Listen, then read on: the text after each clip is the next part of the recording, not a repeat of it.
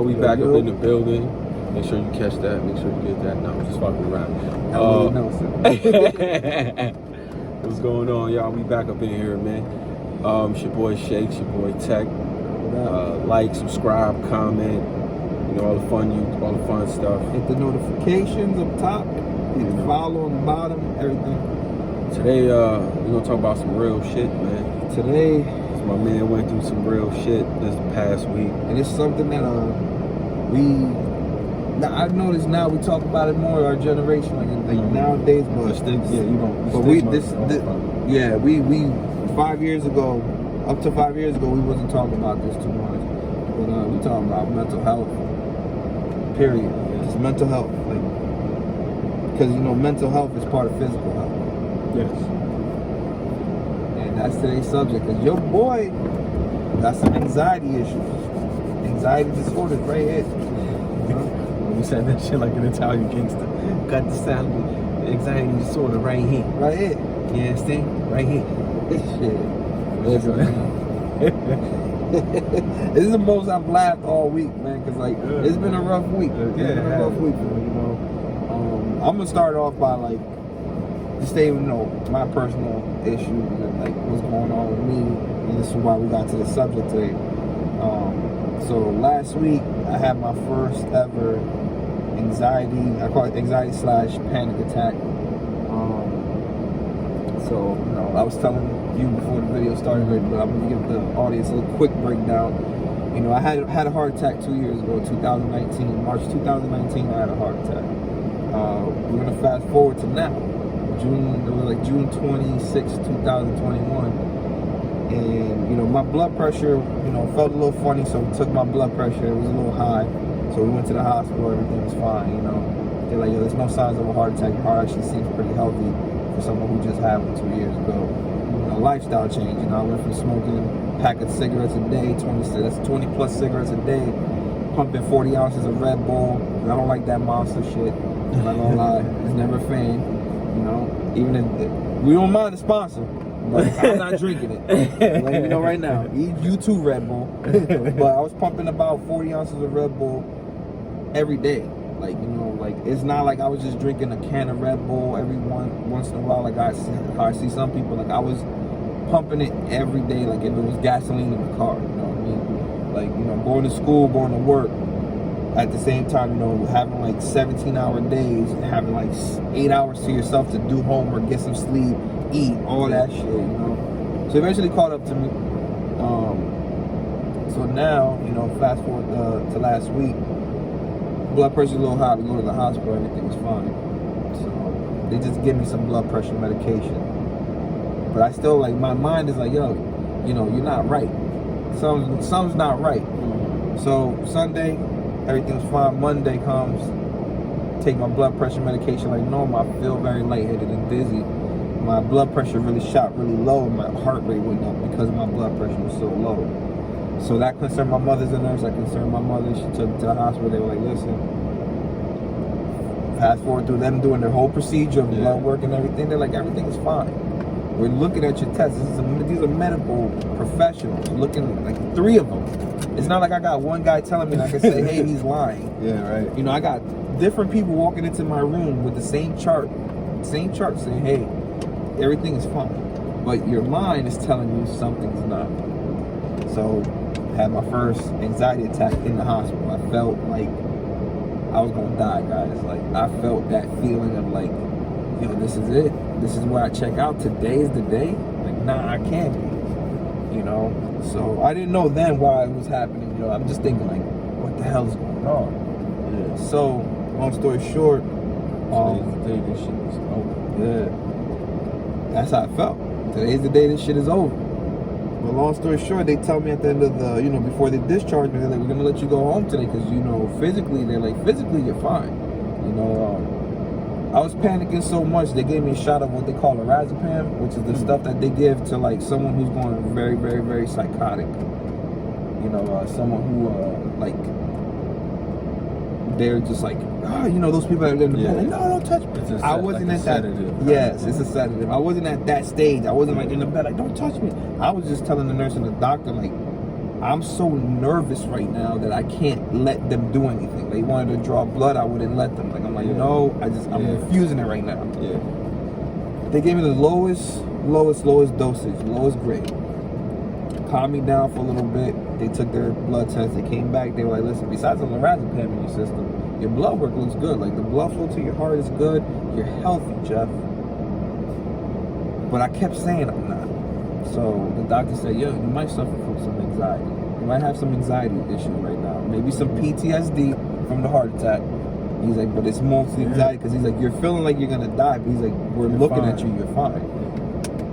So for the first time ever in me, I did this because of, not because of 3 people, like it came to my mind to get a therapist. So I'm gonna let y'all know, as a man in America, Spanish man, it is okay, man, to have therapists, to go see therapy, go talk to somebody. They don't make you no punk, no pussy, no bitch. I promise. You know what it is with therapy is talking to somebody who's not emotionally involved in your situation, so they'll be objective. Like anytime, even if you're talking to a friend, they're still emotionally involved in the situation. So going to talk to somebody who's like, it's like a third party, just somebody who's completely objective, not emotionally involved in the situation, and they can keep it, they can shoot straight with you. You know what I mean? So I think that's the benefit of therapy. I've gone to therapy a few times in the past. And honestly, that is very, you hit it right on the mark, because it's like they're not emotionally, connected to you. So their thoughts and their is logical and rational, because they're not like looking at you like, oh, I got love for you, so I'm gonna tell you, I'm not gonna hurt your feelings, I'm gonna tell you what you want to hear. They're like, we're here to help you, and if what you don't like to hear is helping you, that's what we got to do. Yeah, I mean, that's what it is, man. Somebody just calls you, because like, with your loved ones, you can bullshit your loved ones. You can't bullshit with therapists, because they're like, that's bullshit. That's very true. So what's the real reason? No, that's bullshit too. What's the real reason? And that's why they do, like, the good therapists are good at their jobs, and I see why some of them have like some therapists be booked to the point where they're like, yeah, I can't take you on as a client because I have too many clients and stuff like that. Because like when you're good at that job, you help out a lot of people. Because like I said, go ahead, bro. For the first time in my life, it hit me. I got 2 boys. I got a 3-year-old and I got a 6-month-old. And my mind came from a rational thought of that I had a heart attack. It could happen again. I beat it the last time. Can I beat it again? All that stuff. It's not irrational. It's completely rational. Like, it's not an irrational fear. Like, nigga, you had a heart attack. Yeah. No, you can quite possibly have a heart attack again. Yeah, like what I was told, like it's a super rational thought, like, because it's the only thing that's promised to everybody on this planet. We're going to check in and check out. That's it. The only 2 things you're really promised. Check in and check out. Death and taxes. So, I went there for the first time. My personal experience with a therapist was amazing.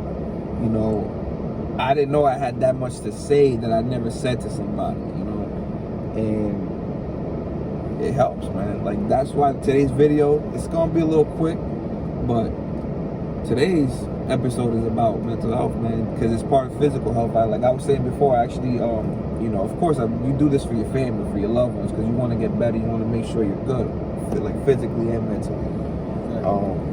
I mean, you just want to be here as long as you can. As long as you can. As long as like they say, as long as they allow. I think you had the dad moment. And every father has that. And you react a certain way to it, right? Some people panic and leave. Some people panic and become a different person, and then they're more aggressive, and their household gets topsy-turvy because now they're arguing with the woman.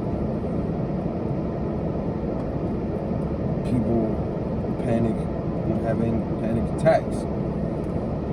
Like so me. I think like around 6 months is around that time, man. Because like with me, the way I panicked, I was trying to dip, not on some leave my kids, but I was just trying to leave my relationship. So my kids was like 6, 7 years old. 6, 7 months old. I had a situation. It wasn't nothing. It was some crazy shit. It wasn't no underhanded, deceitful shit. It was just some crazy shit that blew up in my face on some shit. But it was like, now that I think about it, it was about when it was like 5, 6, 7 months old. I had that moment. I was like, I can't do this. I can't be monogamous with one woman for the rest of my life. What the fuck am I doing? I'm 25 years old, nigga. What are you doing? You said you wanted this, but now it's here, nigga. What the fuck is going on? I'm telling you, man. Like, Yo, what he's feeling is what. Not but yeah, like you said, it hits different. So finish yours. I'm sorry, I didn't mean to cut you off. I'm right now. I'm amazed because it's like, you know, like it's crazy how we all go through the same thing in a different way. Yeah. Because mine wasn't as like that. Mine was more about your reaction was holy shit. But on top of that though, you have had a heart attack. So you have had a medical history where that shit was way heavier on you, and I don't know if I could have sex with one woman for the rest of my life. Yeah, like that wasn't. It's two different. Mine was like levels what I called it, of like, it. it was extreme. Like, okay, this tried to kill you once, you beat it. Yeah. But can you do it? It's like I look like Street Fighter. Like, man, do I even have round 2 in me? You know. But it's crazy how we each go through something and we don't say nothing, and we think, you know, the next man is okay. When it's like, yo, we all go through a lot of similar shit, man. Well, it's because you're taught not to be emotional or to be in control of your emotions. Well, but the thing about it is, right, like, we're not having an emotional conversation right now. No. And mind you, I've been emotional all week, bro. I've cried more this week than I ever like in the last 10 years. So I'm not even exaggerating. So y'all have no embarrassment. I've cried more this week than I have in the last 7, 8 years. It's just, it's emotional. But what I'm saying is, like, the conversation amongst men, we can discuss these topics without being emotional, right? Like, you telling your story, I'm telling my story. Ain't nobody crying, but we related to each other. Yeah. On a different level. Like, you like, damn, this shit you saying makes sense. Like around that time is when niggas bug out. Cause think about how many niggas leave they baby moms or whoever around that stage. Like, it's just around that time, and it just shit hits you for some reason. I don't know the science of it, but as a man, that shit just popped through in your chest real quick, and somehow how we react to it is how we react to it. I reacted to it like, yo, I'm ugly. I can't do this. It's not that, like, I ain't, you know. But see, what I did was I didn't blow my relationship up. I was like, yo, I can't do the monogamous shit. And it was like, all right.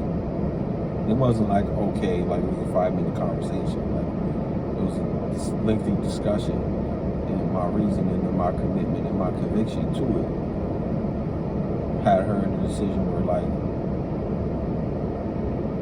I'm either gonna deal with it or I'm not. You know, we came to the agreement that she gonna deal with it. So, and then, you know, that shit blew up in my face bad fucking quick. That's a story for another time. That shit blew up in my face bad quick.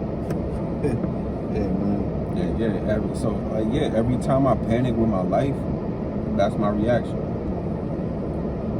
See, for mine, it's like, it's crazy, like, to say that, like, the mind is a crazy thing because it can really convince you that something's wrong or something's not. Yeah, you know, man. like, you know, they say like our, like, for lack of a better word, conspiracy theorists, like, you know, like there's people like, yo, your brain is stronger than what you think it is. Like, it can do shit. It can, like, I don't mean to sound like that guy, but I'm starting to believe it now, because like I saw what it did this week. Like, I really thought to myself, like, my brain convinced me that everybody that was talking to me was lying to me about me being healthy and good. You know, and it's like, how did my brain, like this, how did it do that, you know? But I wanted to get to what I wanted to say earlier was how I got into therapy too, like you know, kind of who led me that way, which was it's my, actually, well, it's a few people, like my older cousin and my older sister. Shout out to my sister Evelyn, I love you, because you know, she has their own therapist, and she was like, when she saw what I was going through, she was like, listen, therapy is not bad. She's like, it doesn't make you less of a man. One person that I could shout out that's famous, you know, most people know him, Charlamagne the God, because, you know, if you listen to the Breakfast Club, or like if you listen to Brilliant Eddie, it's his podcast. He always mentions, yeah, by he talking it. about it, he normalizes It, because you know, he says it himself. That quote I got, that mental health is part of your physical health, is from him, because he says, like, your mind can shut down your body if it wanted to. Yo, man, you heard the Ghetto Boys song, Mind Playing Tricks on me. Mind playing tricks on me.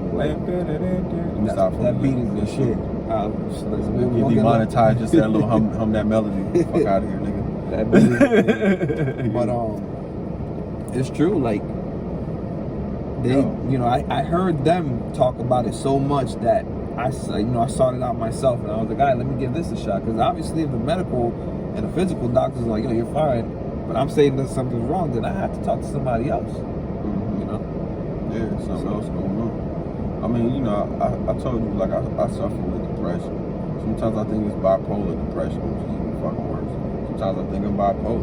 Yeah. But and listen, I have anxiety, and sometimes I think I have split personalities.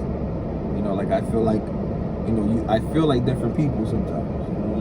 And like, I was, you know, I've even had therapy sessions with my wife where I've told my wife stuff like that. Like, you know, how you see it in the movie where, like, a person really can see themselves in different characters. You know, you got like a dad you, an athletic you, a gangster you, political you. You know, you got a righteous you. Well, I mean, part of that too is like, you think sometimes it gets talked about, sometimes it doesn't. Growing up in an environment you grew up in a violent environment where you have different pockets of people, you behave certain ways. Like, if you go around the tough dudes, you have to behave a certain way. It's not necessarily faking, right? You just have to tap into that part of yourself that this shit goes down, you better be ready. Exactly. And then you can go around your friends who like fucking video games. And become a gamer. Exactly. Them niggas is just cool. All y'all niggas is doing smoking weed or playing games. And then you tap into that part of yourself that can, you know what I'm saying? So I know what you're saying. It's not necessarily different personalities. It's not like you one way with your wife one day, then Monday you this way, then Tuesday you this way, then Wednesday you a third way. You know what I'm saying? That's very true. It's not like that. It's like you have different parts of your friendships that you have with different people is bonded on different things. I look at them like their traits. You know, like, yeah. Like, you know, like you just said, like when you with your, you know, like when you with the tough guys, you know, like, as you got the tough guy trait, like, it's like, you know, you learn it, but it's there, you know? Man, when I tell you, we're back to this mental health, physical health. Take care of both.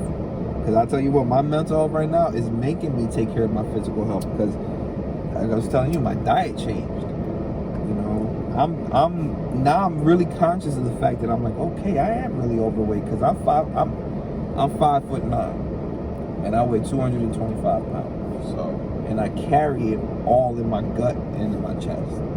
So, I'll give you this advice, because I lost 25 pounds by accident. Oh.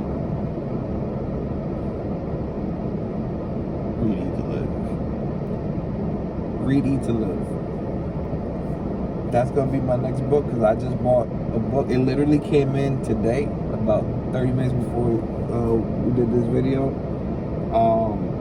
You can find him on Instagram. That's how I found this guy, Mr. Jason Wilson from Detroit. I believe he's from Detroit, Michigan. He actually has 2 books now. The first book he wrote is called Cry Like a Man, but it's about I know what you're talking about. yeah, The nigga fighting with the beard. With the beard, yeah, the bald dude. Karate dude. and Yes, shit. yes. So he's awesome. He's Cave 313 or some shit like that. Yes. He's awesome. He awesome. to the point where after I'm done with this book, I might take a weekend or trip to Detroit just to have him sign that book. You know, like but I've been following him for a while now, and he has another book called Battle Cry. You know, and it's like almost the same subject. You know, he talks about us men, you know, letting shit out, letting shit go. You know, but Eat to Live is gonna be my next one because basically, though, I give you the basics, real shit. This is how I did it. I ate whatever I wanted to do. Like, I didn't follow a diet. I just drank mad water and ate once a day around the same time. Like, in the book, it tells you 4 to 6 p.m. every day.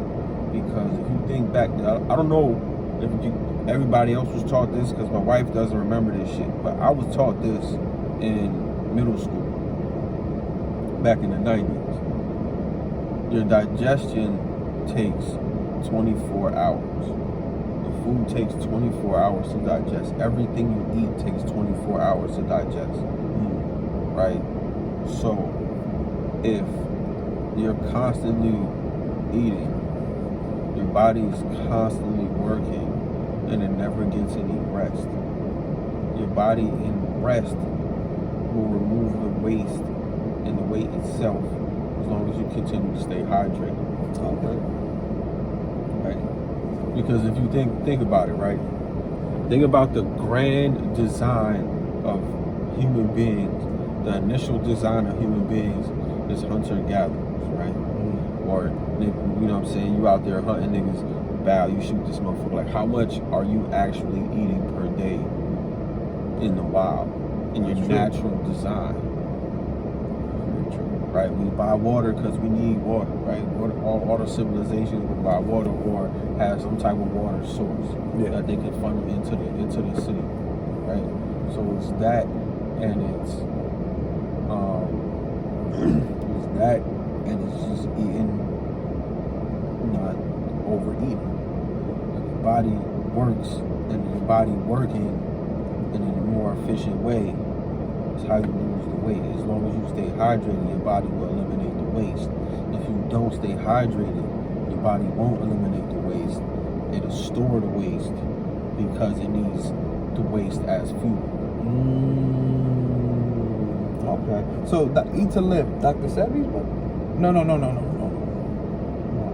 to Live. I know who wrote that. Elijah Muhammad. Because I said Dr. Sebi. It's very, well, you can follow Honorable, Sebi the Honorable, I apologize, the Honorable Elijah Muhammad. Yes. I'm not going to disrespect that man. Yes.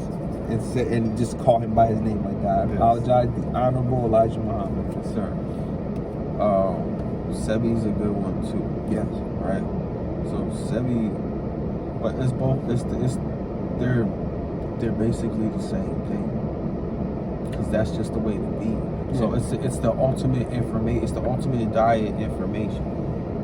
So whoever taps into that ultimate diet information has that shit, and they can share it. Well, it makes sense. If A has it and B has it. A share it and B share it. They still sharing it because it's the right information. It's the most correct information, in my opinion. Nowadays, they call it intermittent fasting.